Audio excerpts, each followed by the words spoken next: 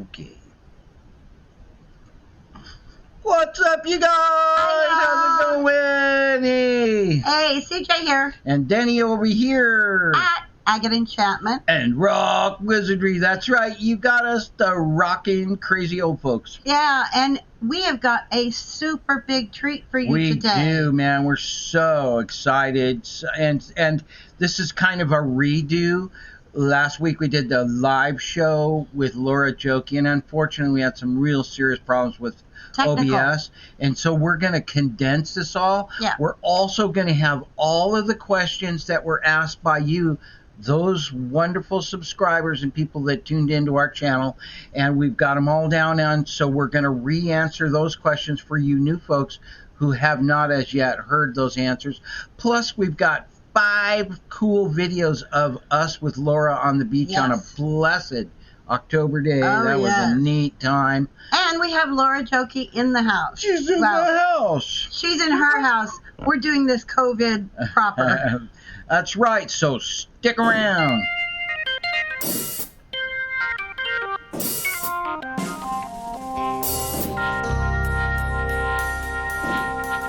Raw Talk.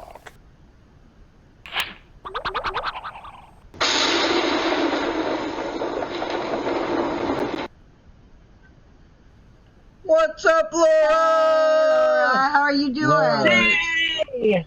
She's in the house, I'm doing but all right. she's How in are her you? house. Okay, we're doing This is good. my house. Yeah, we're hanging in there too. Yeah. So good to have you on the show. We're so Thank you sorry. for doing this. Yeah, Yes. thank you so much. You know, last week it kind of, that live thing, we had some real technical problems. And so what we want to do with you this week, Laura, is we want to just take and kind of condense everything. What we did last week. Sounds great. And by the way, for you folks who don't know who Laura is, she is an expert on Oregon geology. Okay, let me explain. Yeah, let her. Laura Joki is the co-proprietor of Rock Your World in Lincoln City, Oregon. She's also the main guide on the Lincoln City Beach Expolorience tours when they're being held. She also runs special tours, private tours, for groups of 5 people or more. And she is a rockhound. She's a beachcomber, and she's a hard rock miner.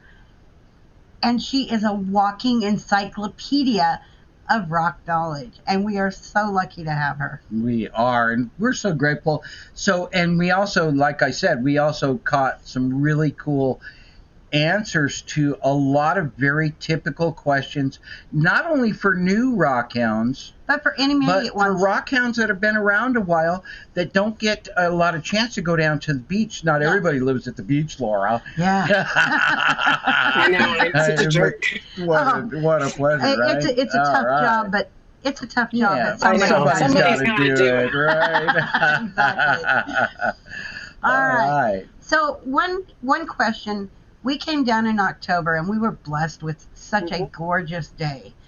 And yet, from what I understand, October is not a good month for beachcombing, correct?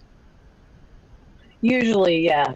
Typically, we see a pattern where it's very sandy in October because a lot of people think that certain weather brings the rocks to us. But what's true is the rocks are always there. It's that pesky sand that gets in the way. And so in our ocean, we experience that end of the summer. The ocean gets mellow. Everything's happy.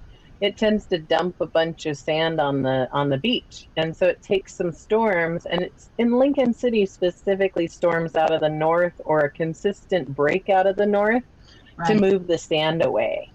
And so, but other beaches, it might be a southerly storm that's a good storm. That's why the Oregon coast is so blessed, is that no matter what kind of storm you have, you'll find rocks somewhere. Wow. Okay. Yeah. So, see, that's encouraging to you guys that are coming here to Oregon to find, not just to find rocks, of course, but it's to enjoy our beaches also. But now, that being said, is there somewhere someone can tap into a link that for knowledge of what's going on our beaches per day? Yeah. Absolutely. So there's several options. So if you're a social media person, you do Facebook, There's a community called Oregon Coast Beach Combing, or Rockhounding and Beach Combing, where rockhounds up and down the Oregon coast and people who want to visit can share their finds. We post safety warnings. We try to provide as much information as possible, and we've given, of course, you folks as much access as you need to post your information about beach rocks as well. Right. And so we love to post informational and educational material as well, like what you produce. So Oregon Coast Rockhounding and Beach Combing is a great group for that. And then also, if you call or stop by my business, Rock Your World in Lincoln City, or you could even message us and ask us about beach conditions, we're happy to tell you. But if you stop in, we have a teaching tray. We'll tell you what the tides are. We'll give you a little tear-off guide with a little agate finding tips thing. That's cool. With a little ID guide. Cool. Yeah, that's and cool. we'll really set you up for success before you hit the beach. Wow. That is awesome. That's Very awesome. Cool. Yep. Okay, so So what you're seeing below, guys, is all of the questions that our live people last week are scrolling across. And so they actually, you'll actually get a chance to read them as they go, and we're going to answer each of those questions for you new folks that weren't there and got a chance to hear those answers. So absolutely. Now we're going to go to the. We interviewed Laura on the beach. We sure did. And it was a blast. It was. Check this video out. Yeah. We are here with Laura Joki. She's the co-owner of Rock Your World. Thank you. Okay. And here in Lincoln City, and she is also a hard rock miner. She's a beachcomber, and she's a rock hound. So, what is your favorite stone in your store? You know, it changes. I have to say that. Isn't that like it? I actually don't have a favorite stone in my store. My favorite stone is actually just a very basic piece of jasper that I collected off this beach. That's red and yellow and has a really cool agate inclusion in it. And it sits in my office, and it was just one of my favorites to ever find. And you know, is it worth anything? No. Do I have stones that are worth a whole bunch? Oh yeah. Oh yeah. But like, what's my favorite rock? The cool rock that I found on this beach. You know. Exactly. So. Hey, you pick up what it calls to you. Right. Exactly. Wow, that was cool. All that's awesome. Check that out. Yep. So now, when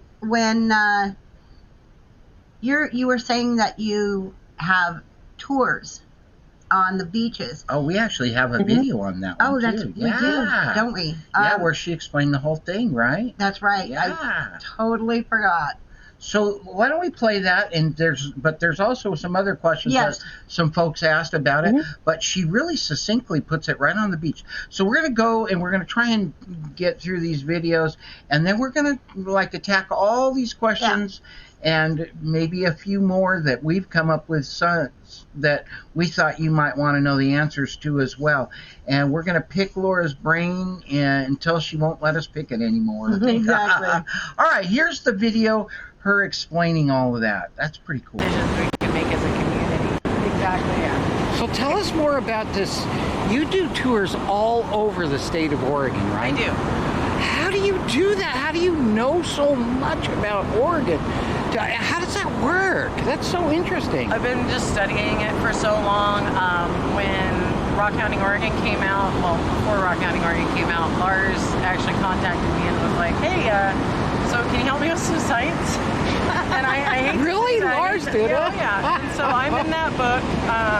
I helped him out with several sites, but I'm credited at the John Day River sites. That was a very good area, not only to find fossils and petrified wood in the hills, but it's on BLM land outside the monument. And I found myself a little marine snail fossil about the size of a quarter in the blue ashes out there in that particular area. But the river is great for cooling off, camping next to, and finding stuff in. And so, and it's right, that area is, that area is a big riverbed there. And so that I gave that site to that book. And so I have just been studying so long. I've been all over Oregon. I try to get down every road. I can say that I'm kind of blind to Southern Oregon, I'll honestly admit.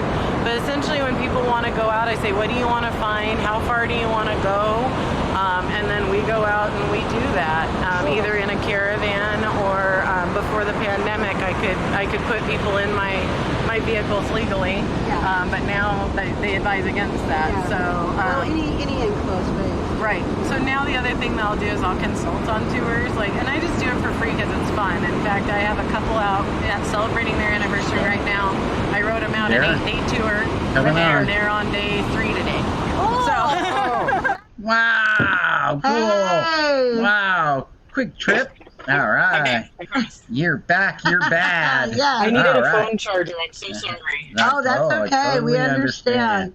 Boy, don't we do. So, do you have any examples of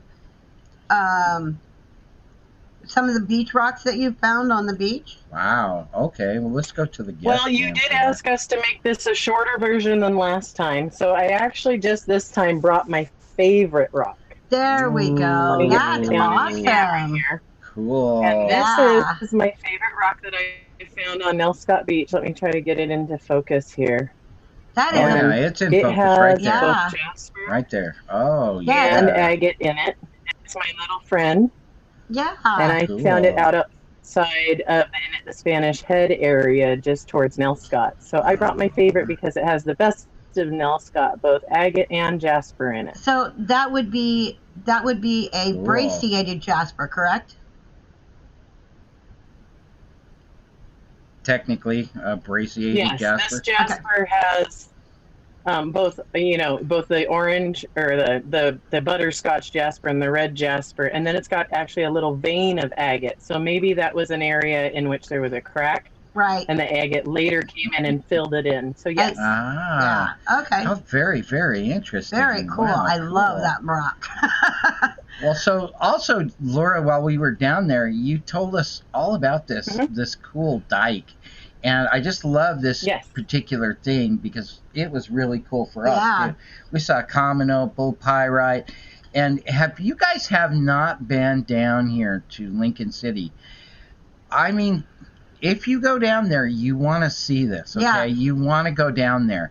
And whether you'd make a special trip. The last video, we actually now have samples of the pyrite in the store to show you. Oh, wow. That's cool. So there's a local rock quarry, and we were able to get some out of the local rock quarry.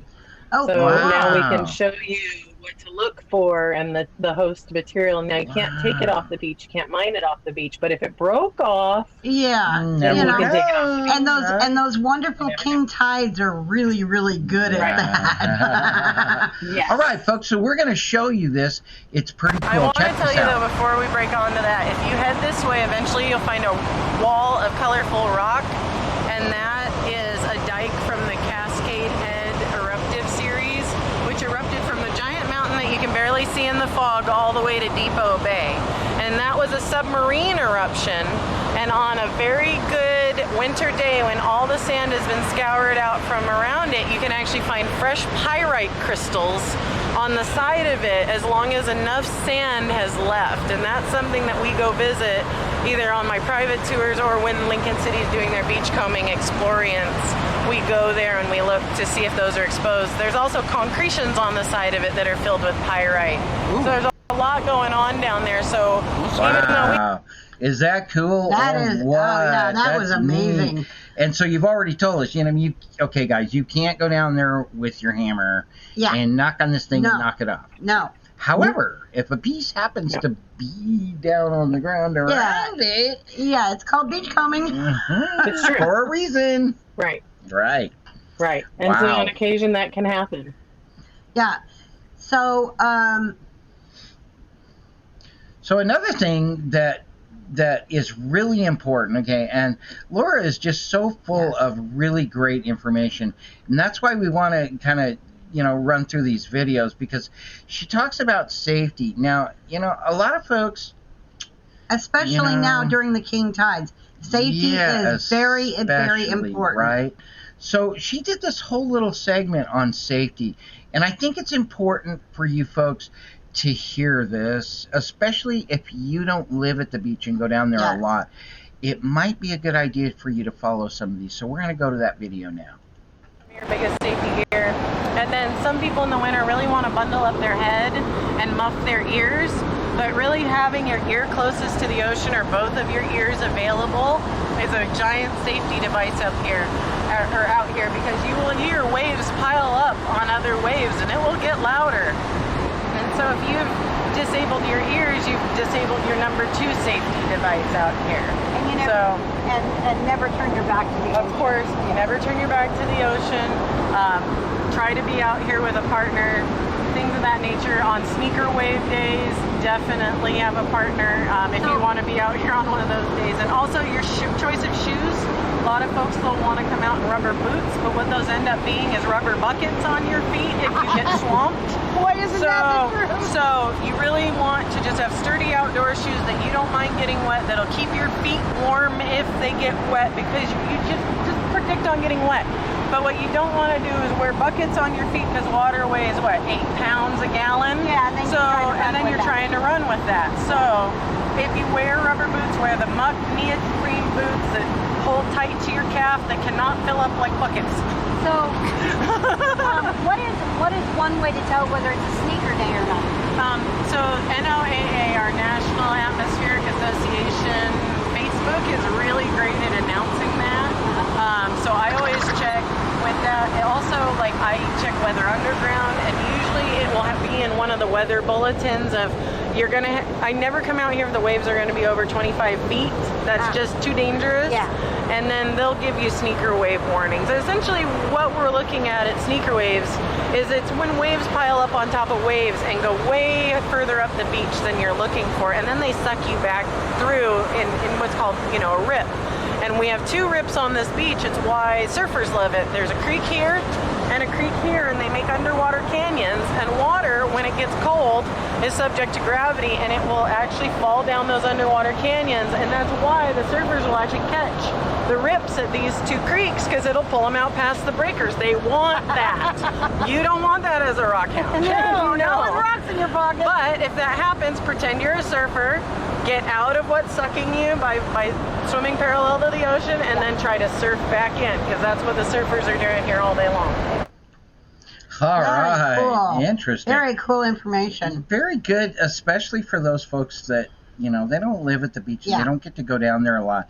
And there's this, childlike excitement when you're at the beach. Yes, when and you're in the moment. Part of it is just the ocean, I mean, Yeah. its energy is all that power. so Yeah. incredible, Yeah. Well, and all those rocks to look down at. Yes. Oh, God, yeah. Oh, yes. Of course. Now, you said rip. Can you explain a little bit more about that? Yeah, interesting. Sure. So rip currents tend to happen where a creek or a river enters the ocean, and what happens where we don't see under the water is there's an underwater canyon, and that water is affected by gravity as well. So it's those where the creeks enter and there's the underwater canyon that actually create a suction out into the ocean, and surfers look for them because it helps them get out past the breakers, but it will also suck you out past the breakers. And so if it happens, you want to do your best surfer impression and try to get out of that suction and then ride the tide back in. Yes. Okay, thank you. And that's considered a rip tide, correct? That's the rip. Now then you have your sneaker waves. Your sneaker waves are where a wave will ride on top of another wave, and so it takes all the energy of the one, and it's almost like a 1-2 punch. So if they're both riding together, this one's gonna punch out in front of it and catch you. Yeah. And and then the rip pulls you back out. They're louder. Yeah. Right. And so because you've got a double wave essentially. Exactly. And so your 2 big concerns are rips and sneakers. Yeah. Well, having grown up, in Southern California in Huntington Beach, and was at the beach almost every day. I mean, I was on the surf team. I mean, really, guys, it's really important. You got to watch out. It can be.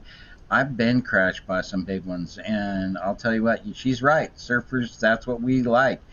But if you're just wandering around looking for rocks, that's not what you want. So pay attention to what the ocean's doing. I tell you, I got caught in a rip up in Alaska, and I ended up about a mile off of the coast, and I was lucky that I actually ended up right next to a fishing boat that was going back in. I was very lucky. Well, they do fish those canyons. Yes, so. they do. Yes, they do. Yeah. But it was pretty terrifying. Well, so I bet. one of the things is that Laura is really into is helping lady rockhounds. Yeah. I mean, she is so dedicated to this, and so she did this whole thing on Lady Rockaholics, one of the sites, just one. One of the Facebook them that she, gets into, that she assists, that she helps. She's constantly. This woman her life is full of service to all kinds of rockhounds. But yes. You ladies, you're really blessed, and so she's a big resource for you. So we want you to contact her. We're gonna, in the description below, we're gonna put links to everything that we're talking about here. There will be links, but this particular group she actually talks about, and it is one that they actually go out on tours and stuff. Just check this video out. It's really cool, guys. Check this out. Once we can return to normal life, do you think that's going to happen?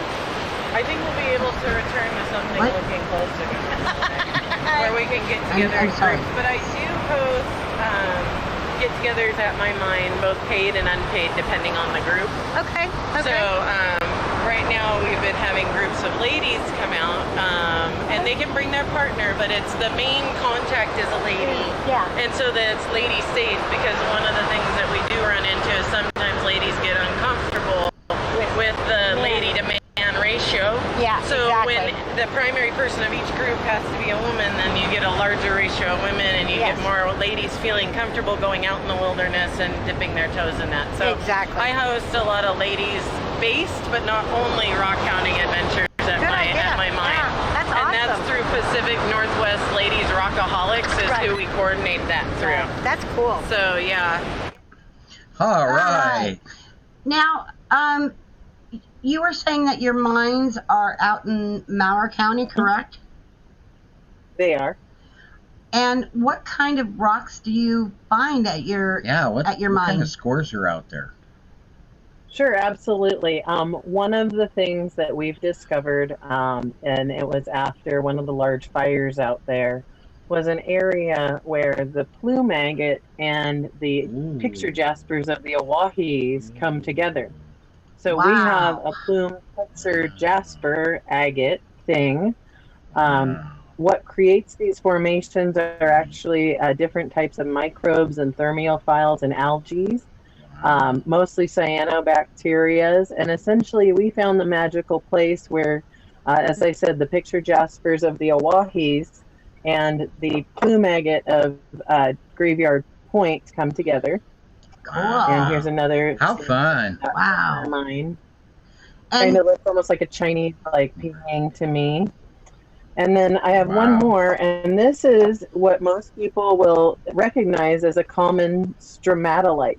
And typically we only see stromatolites in some of our oldest, most ancient rocks, but I'm finding them on the ancient Yellowstone hotspot track. So that's got the attention of scientists all around the world.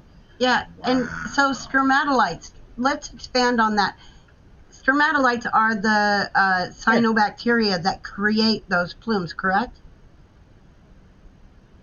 Correct. So your stromatolites are what we typically think of when we think of what's called biogeogenesis, which is how bacteria helps make rocks. It's actually a very symbiotic relationship.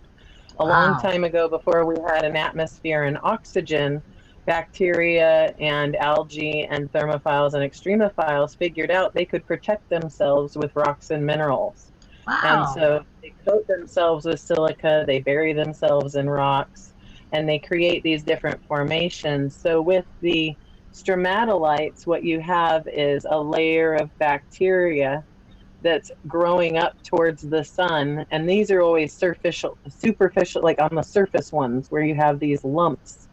But when you have a plume agate like this, or a plume jasper, this is actually how the cyanobacteria behaves when it's in the earth in a vein where you have water moving through an area. And through my research, I've learned that the colorful area is the area that the bacteria is done with. The black line is the base of the bacteria, and the bacteria was living in this white mohawk, pushing all the metals down. And we get the colors from the oxidization of the different metals that the extremophiles and bacteria were processing. Wow, that's cool. That is amazing. That's really neat, man. Wow. And you have some really neat examples down in your store. Yes. Now, we had the chance to go down and meet. Yeah. We met Mac, and we actually had some video on that. We're going to save that for another day, guys, because we're not done interviewing Laura and Mac Smith, too, because he's pretty awesome. And showing you the store. But you got some really cool stuff in your store, too, man. And those teaching trays are amazing. Those teaching trays. I love them. Wow. So, if we don't help rockhounds continue their hobby, what's true is we have to get out there and use our public lands, or they will lock our public lands away from us. It's not even a political thing. Exactly. If we're not using them, and we're not advocating to use them, no matter where you are in the political spectrum. Yes. We need to get out there and use our public lands so that they stay our public lands. Yes, absolutely. Yeah. Absolutely. Yeah. So if you're not active, guys, in this, and you're on Facebook, don't ignore this stuff. This stuff it's happening. The government has done the government's locking down our lands left and right. Too much. And it's mainly to make money. So yeah, we don't want to get to too much politics. Anyway. But exactly. Are we done with the videos, or are we? Yeah, we're all done with the video, so we're going to head into some questions. We're going to go into some questions, and Negative Navigator. He's a young man in Tel Aviv, Israel, and he asks, "Which do you prefer more, hard rock or beach combing, or hard rock mining and finding the source?" It's not that different. What's true is I got into beach combing because of my hard rock mining in recognizing rocks on the beach that I was seeing in the calderas I was studying. And then I would go and I would look at the scientific literature and nothing would explain why. And so I dug and I dug and I dug. And so that's how I've been able to help curate and help spread the word of, our connection to the Yellowstone hotspot here in the Oregon coast. And so really my favorite thing is understanding the genesis of the rock, how the rock formed, why is it here, and why are there these really cool patterns in it? How did that happen? And so I love just finding rocks and looking at them and reading them and letting them tell me their story.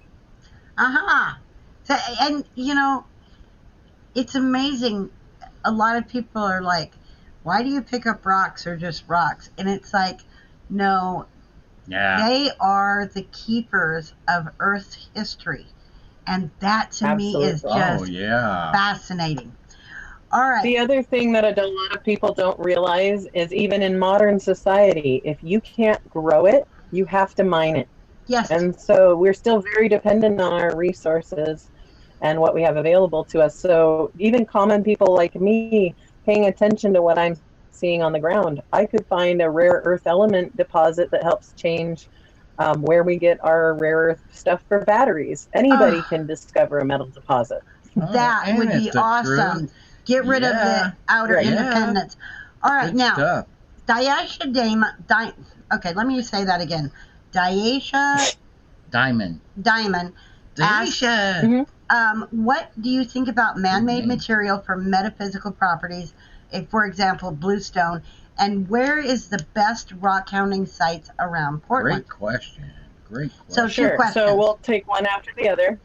First, I'm going to put on my coach hat because I'm a certified professional coach from the Baraka Institute, and I work with people on their beliefs. And one of the things that I talk about with folks in metaphysical relationships with rocks, it's how you connect with the rock, and that everyone is going to have a different connection with it. Me, I connect with rocks out in the field. They practically call to me. but I will have times where people come into my store and they go, I just know there's something here for me, and there's literally a rock calling to them. So not only will people get drawn and feel close to rocks, but it will also act as a symbol of your intentions and help you manifest your intentions. So it doesn't mean necessarily to me that the rock has magical powers just being a rock, but our belief in the rock helps give us the power that it has. And it's and the That's bonding, really cool. us bonding with the rock. Yeah. In the bond. Yeah. Exactly. Yeah. Okay, and now where is the best rock hounding second question. site? Best rock hounding around Portland. Yes. Yeah. Okay.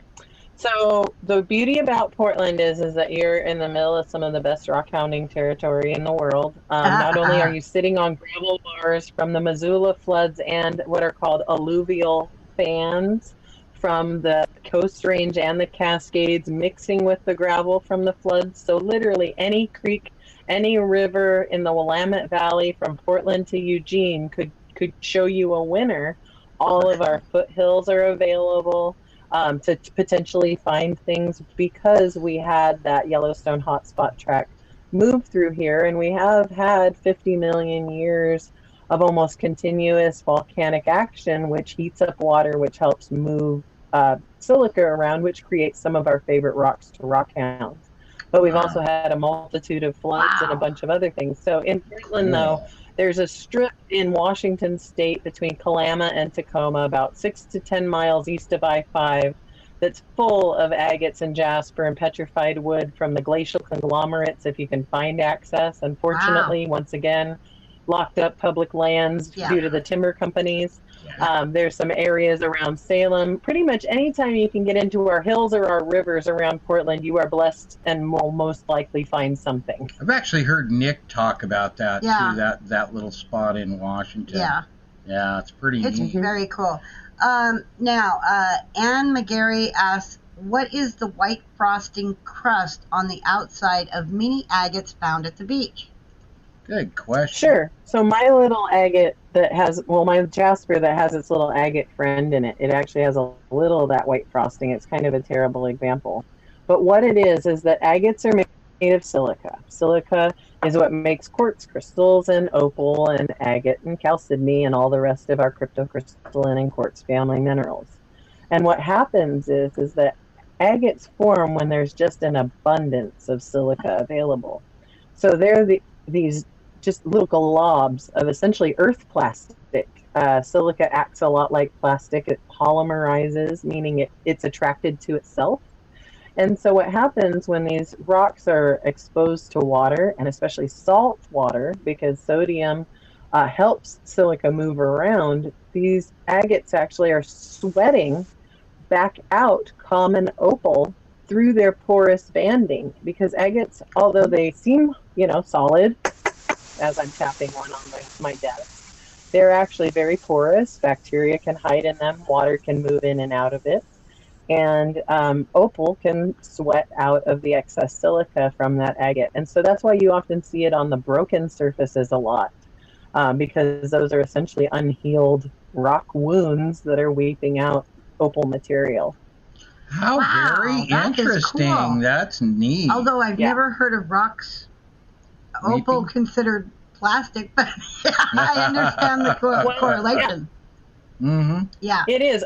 Silica is essentially like Earth's snot, is the way that I put it. And it will create a booger anywhere it can. And it's attracted to itself when it's in a polymeric solution. So if one little bit of silica hooks onto something, then the rest of the silica will want to grow on it. It's just like when you stir too much sugar into your iced tea, you get that slick on the bottom, but then if you hang a string in it, you'll grow rock candy crystals. Our agates are just that slick of sugar at the bottom that has crystallized and hardened. And so that's essentially it, is that it's all of that silica falling out of solution and becoming the earth snot. Young rockhounds are going to love that. And so you're running around picking up earth boogers, Okay, now, Negative Navigator also asks, he found a sard agate. It has white dots like white dot-like flakes. He says, what could they possibly be? Good question. Sure, I remember this question from the last time, and I did ask him to send me a picture. But oftentimes those white dots can be what we call corn flaking. Our carnelian, which is a relation to sard and carnelian are both cryptocrystalline quartzes or chalcedonies that are colored by iron. Sard is just on the brown side, and carnelian is more on the yellow to red side. And essentially, because of how it forms, sometimes you can get cracks in it and it will change the color patterns. But without seeing the rock, I can't really tell. But if it looks like there's flakes within it, most likely those are fractures within the stone that changed how it took up the color.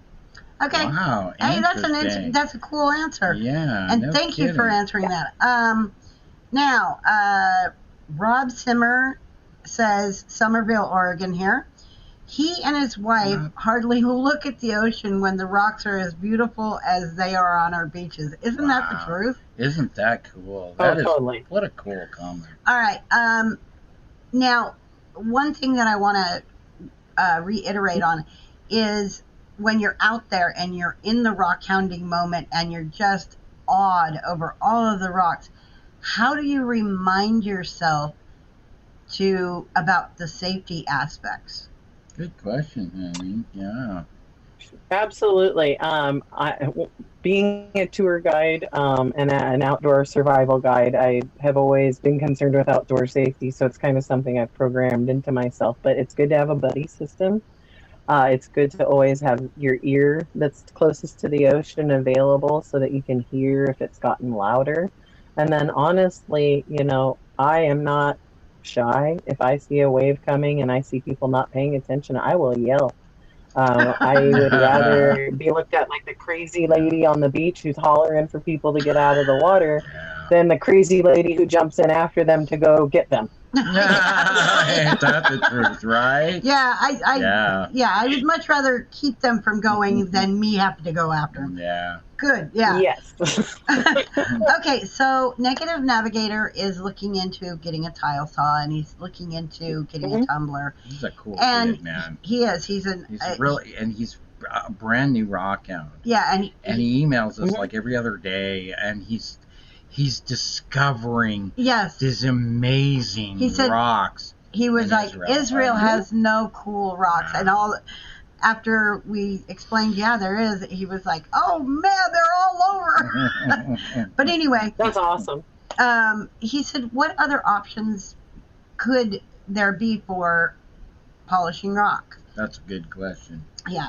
That's a good one. So, being international, he might be limited in what he can get a hold of, but I do know that Israel is one of the jewelry making capitals of the world, so he should be able to access some of the similar polishing equipment that we have. But you can polish quartz and quartz family minerals with anything harder than them. It's just the difference in degree of hardness is going to help you polish them faster. And so as long as it's silicon carbide or diamond, you're going to get first a grind and then a polish. And so I usually use tumblers, but I also have several what are called arbor machines, which are the wheel machines for cutting and polishing. But there are also flat laps that both vibrate and spin. Just about any way you can polish a rock, you can. And if it's too big for any of the equipment you can put on it, typical granite countertop working tools will all work on your biggest boulders. Oh, yeah. And so it's just rock against rock. Yeah, exactly. So even so you just have to pick a harder rock than the rock you're trying to polish to work on it. So even diamond sandpaper would work on quartz. Sure. Oh, auto body sandpaper, which is silicon carbide, works great. Especially like if you're working any of the softer stones too, like turquoise or malachite. Be careful with malachite and things like that. But auto body sandpaper works real well because auto body paint hardens about as hard as opal and agate. Fordite is auto body paint. Right. So anything used to work that paint can also often be used to work stone. Okay. Cool. So very cool. Anne McGarry asked, What are the cloudy stones referred to as sugar agates? Oh, good question. So, out at the coast, for a long time, the answer would be, oh, that's quartzite. And they were assuming that it came down through the Missoula floods or something of that nature, the Columbia River drainage, because we don't have the right geology for quartzite. But that was the easy answer because quartzite looks very similar. It's a sugary rock, but it has mica in it. And that's the thing is our sugar agates, they don't have mica in it. So we're going to get into a quick science lesson real quick, and that is that our agates that we like to find that are clear and jelly-like, they are made of the exact same thing that our sugar agates are made of. The difference is that in a hot spring environment, silica around, where you're at the boil zone, that silica will start to crystallize, and it will make a sugary texture, just like a sugar agate or a sugar cube. When you get out of the boil zone is when you get no crystal structure or a very micro crystal structure, so you get the more jelly agates. So on our beach, our sugar agates are the parts of our hot spring systems that we had where the water was still boiling when it dropped its silica. And that's also where we'll get a lot of metals that drop out, like pyrites and arsenopyrites and gold. And silver. Yeah, the boil zone is a very, very important zone in a hot spring. And North Lincoln County, where I live, is actually a hot spot for gold mining on the beach and in our creeks. There you go, because of the cascade That's a good tip. system. Yep. Okay. Yep. So. All right. Daisha, thank you for that answer, by the way. Daisha Diamond asks, can you still buy buckets of rock in Oregon? Before you say anything, good question. Daisha, yes, you can. All over Oregon, but the beach rocks are different. They need to have a provenance. I'm going to let Laura explain that part. Sure. About 15 years ago, they were going to cut off our access to the public rockhounding on beaches. And we had local advocacy work with local government and come up with some rules to keep that resource open. And that rule is 1 gallon per day, 3 gallons per year of our gemstone and fossil materials, and that there's no commercial sales without a permit, but they don't issue permits.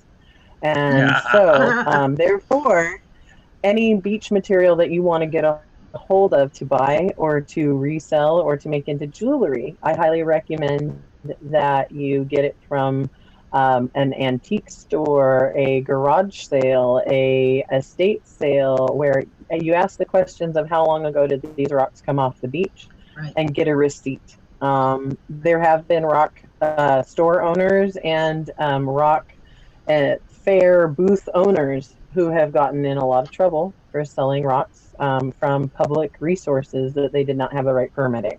Right. And so it is something where there's no beach police. They're not going to come and check you out while you're on the beach. But if you start making a habit of selling this resource, people have been tracked down before. Yes. Wow. And I didn't know that. I actually have rocks that I still have from my beach combing on the Oregon coast while my son was little, and he's 26 now. So, yeah.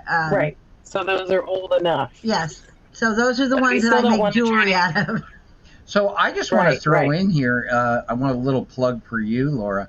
You know, guys, in the description below, okay, we're going to put a link to Laura's website, and you can find out her contact info in that link, okay?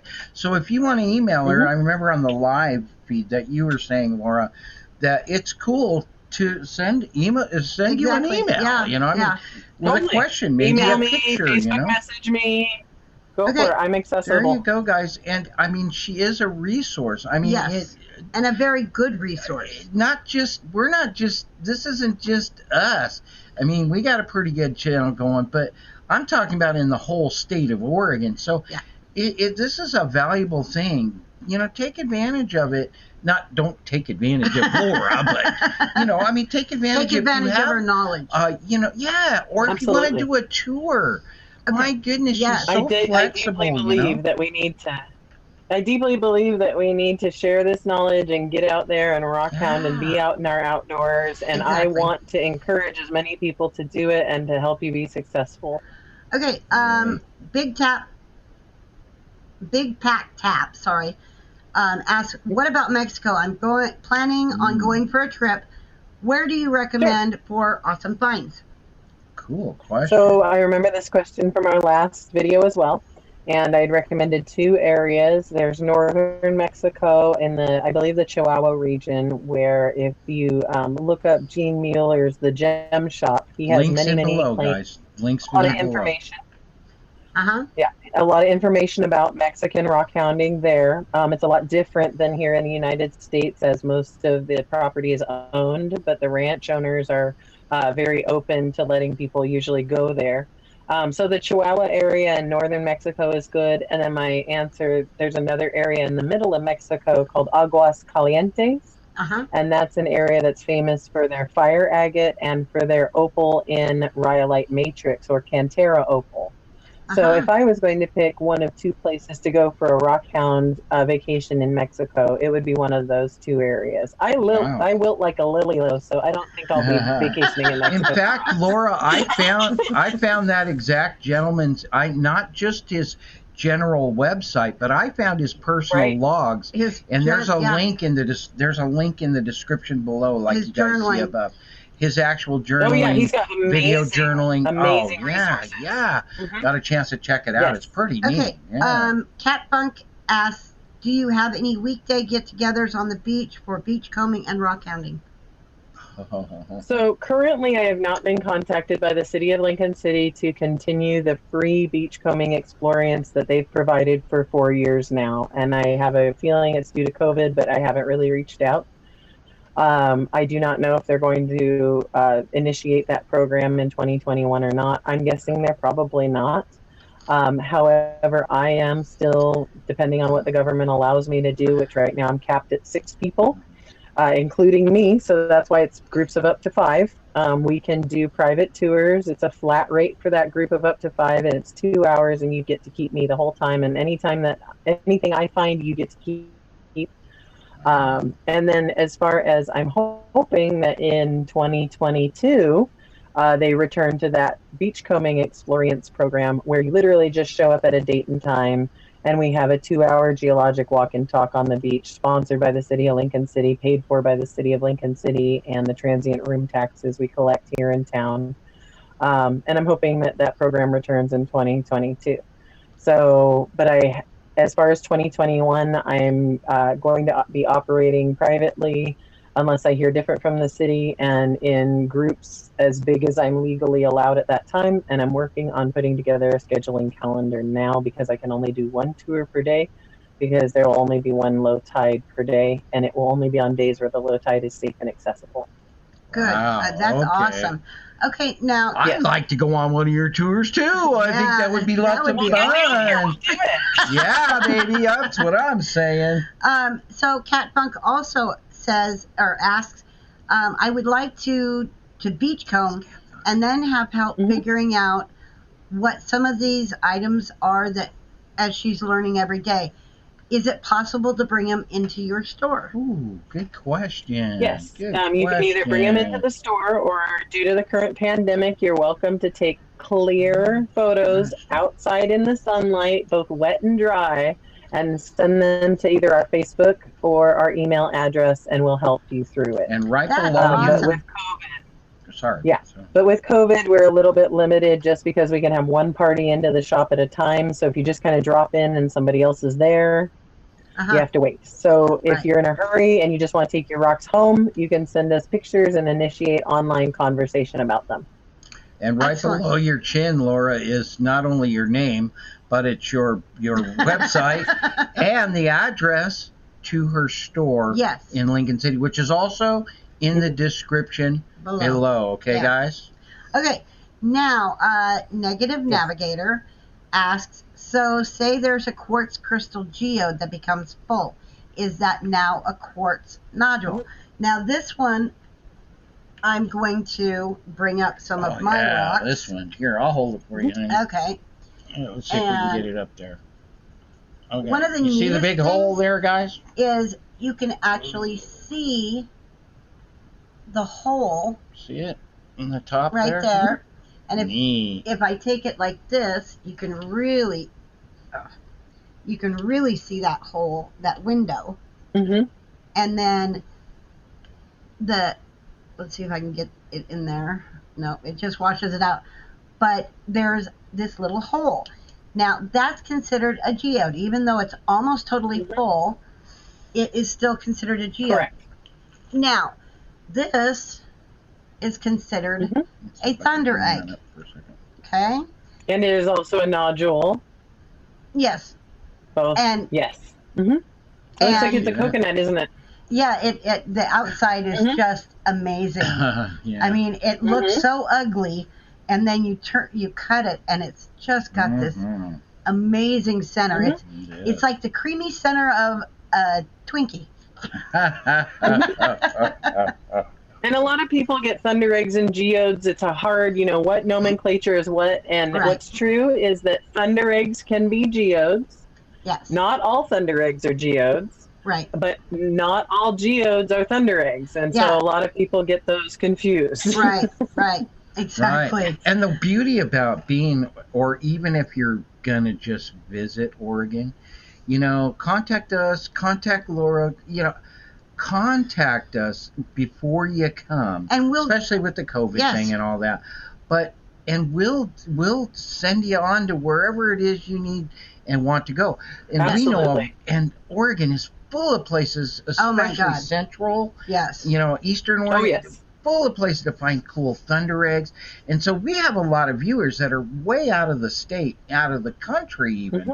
And so for you folks, if you're coming to Oregon, send us an email. Send Laura an email. Please let us help you get set up to find and have a successful rockhounding vacation. Okay. Let us show you the best of Oregon. Exactly. Yeah. Yes. All right. The last question is. Okay. Why are there so many different types of agate forms, like seam agate, banded agate, chert, flint, and jasper? These are all chalcedony, correct? Wow, good question. Excellent question. Yeah. Absolutely. Yeah. So we get back into earth boogers and earth snot. Silica in solution is a criminal of opportunity. We'll put it that way. And wherever it can settle, it will. So if it settles into the cell of a piece of wood that got buried, then it becomes petrified wood. We get nodules like flint when the silica from the bodies of dead plankton gets freed into solution. And as I talked about before, we use the word polymerize a lot. What that means is that it's attracted to, like attracts like. And so what will happen is that flint nodules, for example, will be all the silica from that general area in that seafloor, and it globs together into a big ball and becomes a harder nodule than around it. That's the same for a common opal nodule that we find in a diatomaceous earth pits. Our snakeskin agates that we like to find. Those are actually a sodium silicate. They started out in an alkali lake, we tend to think that agates form in acidic environments. They don't. They form in all environments. Wow. From acidic to alkaline. So all of the silica from the dead diatoms bodies will actually go into solution, and that's how we'll get the common opal nodules within diatomaceous earth pits. And water full of silica is flowing through cracks in the earth, and the silica falls out of that water. We get our seam agates. And thunder eggs are magical because they form in two steps. First, you have a rhyolite eruption, and that rhyolite interacts in a special way that makes almost an internal popcorn full of these special types of voids. But those voids may never fill with opal or agate or jasper. They might stay empty for their entire geologic life. It takes a secondary event where a silica-rich or mineral-rich solution comes in and makes a deposit within the thunder eggs. And so some of the thunder egg beds, like the Oahe opal beds, not only have opal, because that's a cold temperature silica solution, essentially the coldest water possible filled with silica, dropped opal into them, but because it's also an environment that's very nurturing to zeolite material, which are our alumina silicate material, so aluminum and silica, you get zeolites and different crystal formations within some of those thunder eggs. Yeah. And so it really, why we have so many different types of agates is silica is totally indiscriminate. It will nucleate and harden wherever it darn well pleases and can, and it will trap whatever it wants to with it, and also bacteria will use it as sunscreen. Wow. Wow. Interesting. So now, one thing that, as a chemistry minor, I learned was silica binds with several different metal and metal oxides, but it'll also bind with water. So the precious opal is a SiO2 with an H2O. Aluminum silicate is a SiO2, and to me it's fascinating because you're right. It's like earth snot. It is. A lot of different things are going to get trapped in it, and those create all of these wonderful, wonderful things that we find on our planet. Absolutely. And now we're learning more and more about silica, where it doesn't just take a harsh acidic environment to move it around. The more salt that's present, actually the higher the pH can be, where the silica is still moving around in solution. And so that's why we find agates in ancient alkali lakes. Because it's the silica that has distilled and settled out of those alkali lakes. And so literally it's the second most common mineral on the face of the earth. And so when it gets into solution and moves around, it forms some of the best and coolest things that we can find out there. Wow. Yeah. And rockhounds go gaga over it. Yeah. So I'm going to drop this real quick on the nerds. There's a paper, and I'll send the link to SeaJay and Dennis, but it's essentially on the formation of jasperoids. And if you're a science nerd and you're into chemistry, it does get into the science of how chalcedonies and jaspers and all of these things form from a mining perspective. And the other thing I wanted to mention is that some of our chalcedonies, our agates that almost look like opal, they look like jelly, they can also have a high water content, just like opal, up to 20%. And so that's how some of our chalcedonies change over time, or like through our wildfires. Many people lost their entire rock collection because the house fire that their rock collection went through dehydrated their chalcedony. Yeah. Wow. Yeah, and that's ruined it. Wow. Yeah. Well, we store all of our, and we're blessed. We have a lot of opal, and we store it all in water. Yeah. I have stuff that's been out of the ground for more than 30 years and sitting in water. But even chalcedony has water in it. Yes, our agates exactly. have water. Exactly. Yeah. So Yeah. Okay. Absolutely. Well, thank you, Laura. Thank you so much. We're going to try and send as many people to you as we can. You're such an awesome person. And a wonderful a resource of absolute gem, and no pun intended, of rockhounding info. Man, it is just so cool to take this opportunity and hang out with you. And I hope that it helps all of our subscribers and your subscribers. Yes. Hey guys, if you like what you've seen, consider subscribing to our channel. And if you know of somebody that really is into rocks, please share it. Yeah. So subscribe. There you go. Right. So we're gonna just say goodbye to Laura here. We'll see you at Lincoln City soon. Absolutely will do. And we're gonna just close the show by saying thank you guys for hanging around. Yes. It's been a wonderful experience. We had a lot of really great questions. Yes. We're so blessed to have Laura on our show. And look for future Rock Talk shows, because this is going to become a really steady, important thing for us on our channel. And remember, get out there, get rocking, right, and find your treasure today. That's right. So as we always say, find your treasure today. All right, guys. Bye. Well, it's been a blast. Take care. God bless. Bye now. Bye.